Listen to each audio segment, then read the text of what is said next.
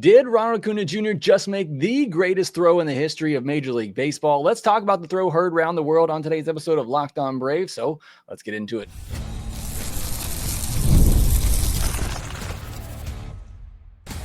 You are Locked On Braves, your daily Atlanta Braves podcast, part of the Locked On Podcast Network, your team every day.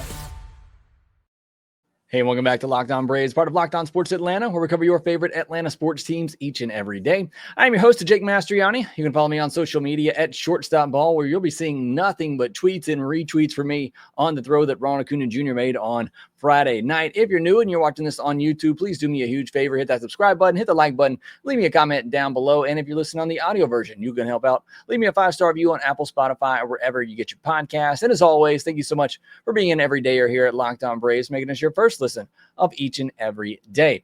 Today's episode will be a little bit different, kind of a bonus episode, and we're strictly just going to be breaking down the throw from Ronald Acuña Jr. on Friday night, because for me, it was that impressive of a moment that we need to take some time to fully break this down. It's all over social media. Everybody's talking about it. You got people even trying to discredit this throw for some reason, and we're going to break it down in full on today's episode. Now, if you're on the audio version, I am going to be showing some still graphics that hopefully I'm not going to get in trouble for. I wish I could show you the video, but don't want to take the chance of getting struck down by YouTube or Major League Baseball or even my management. So we'll be showing some still images on this one. They're not the greatest quality, just to go ahead and let you know. But for those who are on the audio side, I'm going to try to describe each frame for you as well, to just put into words just how incredible this throw was from Ronald Acuña Jr. Why I think it's maybe the greatest throw I've ever seen, maybe the greatest throw the game has ever seen. So let me set up the scene for this scenario. The Braves are up 3-0 in the top of the third inning on Friday night against the Yankees. Runners on first and second with one out. Cody Bellinger tries to get under a slider from Spencer Strider down and in, just gets under it enough that it doesn't go out of the ballpark, but it goes to the very corner of the grass, where the grass meets the warning track in the right field corner. So keep that in mind where this ball went. I mean, it's a little nerve-wracking for a second, thinking about maybe a tie ball game there, but he just got under it enough. It stays in the ballpark, but it goes to the very corner edge of the grass in the right field corner. Ronald casually catches the ball, spins, and fires a dart to Nacho Alvarez at third base that caught everybody off guard, tags out the runner, double play, inning over. But let's break it down frame by frame. And again, if you're on YouTube, I'm going to throw some images up here, very grainy images, but I really just want to break this down in detail because it is just everything that it took to make this play work, and then just the freakish nature and arm of Ronald Acuña Jr. So let's start with the setup of this catch. And like I said, and you can see it again if you're on YouTube here, where he catches this ball. It is at the very edge of the grass, where the grass meets the warning track in the right field corner. And you can already see he's putting himself in a position to make the strongest possible throw that he can, while also deking the runner into thinking this is just a casual catch. Normally, if you're going to try to make a big throw, and great catches you see, even Fernando Tatis Jr., they highlighted him in a great throw that he made on Friday night as well to throw out Josh Bell at third base. But Nando's behind that ball. He has all his momentum, everything behind that ball, getting ready to make a throw to third base. I don't know why Josh Bell was testing his arm, but that's neither here nor there. But normally you're going to try to make a throw like this. You want to get behind it and get as much momentum as you can behind it. But if you do that, then the runner knows I got to get there. And so Ronald knows his best chance of getting this runner out is to try to deke him, to think, I'm not throwing this ball to third base. I'm just casually going to catch this ball. But while he's casually catching this ball, he's also spinning his body. I mean, it's basically an over-the-shoulder catch, the way that he caught this ball, so that he could at least spin around and make a quick throw to third base. So that's the first part of this play that is just really, really smart. And again, gives himself the best chance to make this unbelievable play.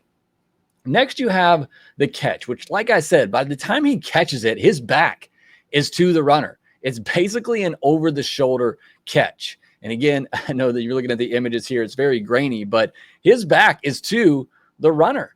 And so the runner at this point, too, probably has to be thinking, there's just no way. His back is to me. He has no momentum going towards third base. There's just no way he's got any shot at throwing me out. So that's step two in this crazy play. Now, here is what a lot of people are misunderstanding about this throw, and I've seen some people try to discredit this throw.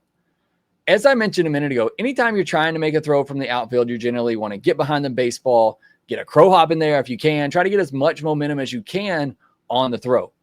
Ronald barely has any momentum at all. Like I said, the only little inkling of momentum he has is the fact that when he catches the ball, he's already turning, so there's a little bit of momentum going towards third base. But he's basically flat-footed and throwing a ball to third base like you and I would playing catch, except we're 30 feet away, not 300 feet away. And that is the absurdity of this throw and of this play, is the fact that he is standing flat-footed in the right field corner of the field and throws a ball over 300 feet to third base. And there's a second insane part of this we'll talk about here in a second, but that is what's really impressive about this throw. It's not just the fact that he threw a ball 300 plus feet. It's that he did it with little to no momentum and was basically flat-footed, throwing a ball all the way to third base. That is the length of the football field without the end zones, 300 feet. And we still haven't got the velocity, or at least I haven't seen it at this point, recording on Saturday afternoon at about 2:30 p.m. Central. I haven't seen the velocity come through. I would imagine the velocity reading is probably not as impressive as you might think. But again, he is standing flat-footed, throwing a baseball over 300 feet. It is just insane to think about that. The other criticism I've seen, or before I get to that, I wanted to show the release on the throw too, to just again display.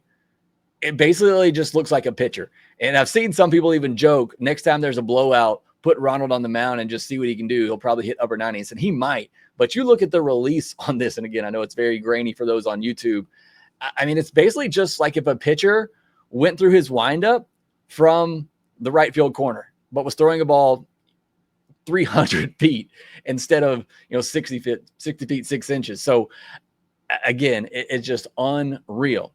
Now, the only one criticism that I can give some validity to is that it did have a bit of an arc in the throw. It wasn't so much on a line, but again, I would point out he's throwing it flat-footed and he has no momentum behind it. Like I said earlier, talking about the Fernando Tatis Jr. throw that also was on Friday night, he is behind that ball. He's able to throw it on a line like that, and he even hopped it to third base because he has that momentum. Ronald has none. So he has to get some arc under the baseball. But the image I have up now is showing where the arc of the baseball is, and it's too grainy to see. I'm assuming that's Nick Allen standing there at second base. He has to be thinking, why is this ball going to third base? And it is just, again, nobody really could believe what was happening here, especially the runner. But the next part of this play is Nacho. Nacho's part in this is very vital as well, and you cannot overlook Nacho's part in this play. He is just casually standing there. He has his eye on the baseball, certainly, but he's kind of standing up straight. He doesn't have his glove up like he's getting ready to catch the baseball or anything, and that throws the runner off. Because again, like I said, the runner, when you see Acuña catch that ball, he's got to be thinking, there's no way he's going to attempt, even with Ronald's arm, there's no way he's going to attempt to try to throw me out at third base. And so the runner just thinks he can casually, jog into third. And the other part of that, too, is he's watching the third baseman, and Nacho's not really making any move to try to catch a ball or to even act like a ball is coming his way. So Nacho plays a big role in this, too. And then at the last minute, he kind of just gets into a squat position, catches the ball, and tags them all in one motion. So can't overlook what Nacho did in this play, too. But here's the second most absurd part of this throw, with the first one being the fact that he threw a ball 300 feet flat-footed. The second just absurd part of this throw is, again, look, if you're on YouTube, look where this ball is. This is still in the air. If Nacho doesn't catch this, the ball is going to land either on the bag or right in front of the bag. I cannot explain how difficult and how incredible that is. The fact that, A, he's flat-footed, standing 300 plus feet away. He has no momentum, and he throws a ball that is going to be perfectly placed at third base. I mean, it was where he threw it, where Nacho caught it, is the perfect place to make that catch and tag. It's really the only way that it could work. but it's just amazing to me to see the flight of that baseball and where it would have landed if Nacho hadn't caught it. I mean, it would have landed right on the bag or right in front of it. It's an insane throw. It's the only thing that you can really say about it. Near perfect accuracy from Ronald making that throw. And then I just love the reactions after this too. The runner standing there. I forgot his name when we were doing the postcast, but it's Jorbeat Bibas. Is how the pronunciation guide has it. He's just standing there on third base stunned. The third base coach is stunned. The umpire's punching him out. It's just absolute pandemonium. And then you get Ronald with the bazooka celebration, which has to be a meme. If it's not already out there, somebody make it.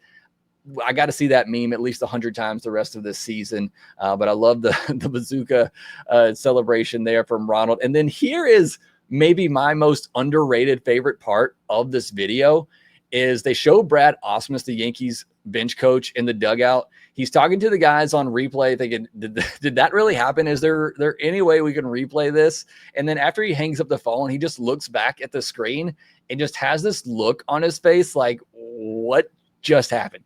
And I love it too on the MLB Network call. Brandon did a great job too on FanDuel, but on MLB Network, I thought Matty V did a good call on it as well. But you also hear Tom Verducci just comment, jaws have dropped. And I think, and he said it about the same time that they showed this Brad Osmus picture here of him just thinking, oh, what just happened? So I love that part of the video too. That one's made me laugh several times. And then Ronald coming off the field. Somebody actually sent me a video of this on X, which I retweeted.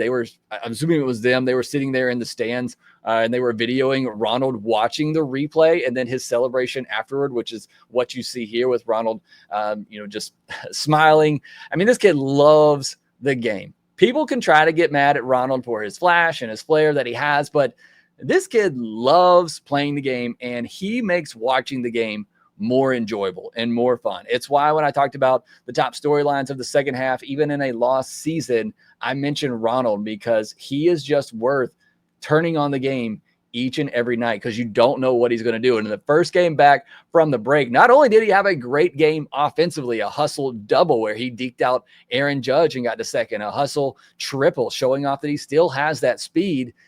And then he also does this in the field as well, reminding everybody why he has one of the strongest arms in all of baseball. So I've seen people try to discredit this.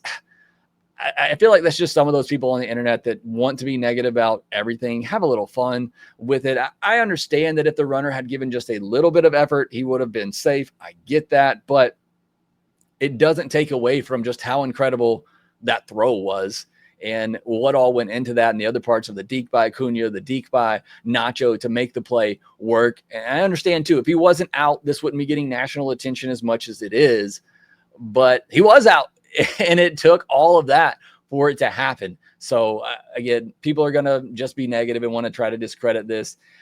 Again, even if he doesn't get him out, it's still an incredible throw. I don't know if it's the greatest throw of all time. I've seen people try to list others out there like the Jose Guillen throw, which is incredible. But again, he has a lot of momentum in that play. He's coming off the fence, has a lot of momentum going towards third base to get behind that. It's still an incredible throw. I'm not trying to discredit that one. But again, what makes Ronald's so much more impressive is the fact that he's standing flat-footed and makes that throw. I know Bo Jackson's made some incredible throws in his time. Vlad Sr., Ichiro are some of the best in the day. You know, when I was growing up watching baseball, I had some of the strongest arms. I'm not trying to discredit any of them. I'm not trying to sit here and debate what's the greatest of all time. That's going to be subjective. I just don't know that I've ever seen anybody flat-footed make a 300-foot-plus throw on a dime like that. Like I said, one of the most unbelievable parts of that throw to me is the fact that if Nacho didn't catch it, it was probably going to hit the third base bag. Like that's how perfectly accurate that throw was. So wanted to take a moment just to kind of break that down. I love doing this stuff. Let me know if you enjoy it. This is kind of where I see the future of me doing stuff like this. You know, I love shortstop defense and kind of breaking down plays there and the little parts of the game. But this one just had so much national attention and just was such an incredible throw that I thought it was worth to jump on and do a quick bonus episode to talk about it. And hey, maybe this play has got you so excited that you want to go out and watch a Braves game on this homestand, you can do so with Gametime, which gives you last-minute deals for tickets. If, like I said, last minute, you want to go out there and see what Ronald does on Saturday night, check out Gametime. They can help you get there. With money that you save on tickets, you can splurge on food, drinks, merch, or even invite a bigger group to come with you. Gametime makes buying tickets fast and simple. Prices on the app actually drop the closer you get to first pitch, and they've got incredible last-minute deals, clear seat views, and a lowest price guarantee that takes the worry out of buying. Gametime is also the official ticketing partner of Locked On MLB, making it easy to browse the app for an exciting upcoming Braves game where you can see Ronald do something nobody's ever done before. Gametime has last-minute tickets and zone deals for big savings. Take the guesswork out of buying tickets with Gametime. Download the Gametime app, create an account, and use code LOCKEDONMLB for $20 off your first purchase. Terms apply. Again, create an account and redeem code LOCKEDONMLB for $20 off. Download the Gametime app today. Last-minute tickets, lowest price guaranteed. All right, that will do it for this short bonus episode. Again, hope you all enjoyed that. Let me know if you did in the comments section down below. And make sure that you subscribe to Locked On Braves wherever you get your podcast. Me and Lindsay will be back with a postcast on Saturday night. Sunday is to be determined. Dude Perfect's in town, and both of our kids are actually going to that. But again, we'll be back with you on Saturday night. Hopefully talking about another Braves win. Hopefully talking about some more Ronald Acuña Jr., just incredible athletic ability and stuff that he is doing on the baseball field, making this second half as much fun as it can possibly be. So again, thank you so much for listening to Locked On Braves. Subscribe on YouTube if you're new, hit the thumbs up button, leave me a comment down below, and rate, review, and subscribe to the Locked On Braves podcast wherever you get your podcast, and we will talk to you next.